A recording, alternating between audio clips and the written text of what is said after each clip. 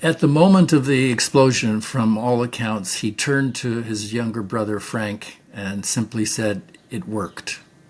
And then a few days later, he was interviewed by a New York Times reporter who had been assigned to begin to gather the reporting and to reveal what had been created once the weapon was used.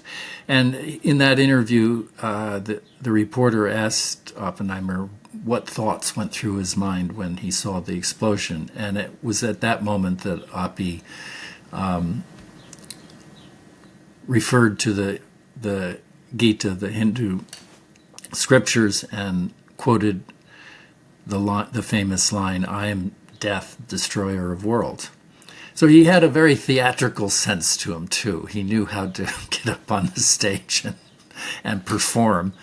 But when the Trinity test actually exploded, he simply turned to Frank and said it worked. In the 3 weeks between the Trinity test and the use of the bomb on Japan, at one point he was walking to work with his secretary, Ann Wilson, and I interviewed Ann, and she told me that one day soon after the Trinity test, they were walking to work together, and suddenly Oppenheimer started muttering under his breath, "Those poor little people, those poor little people." And she stopped him and said, "Robert, what are you talking about?" And he said, "Well, the Trinity test shows that the gadget has worked, and now it's going to be used on a large target in Japan, meaning a city, and there are going to be innocents, thousands of innocents killed, those poor little people." So, he was painfully aware of the tragic implications of the gadget.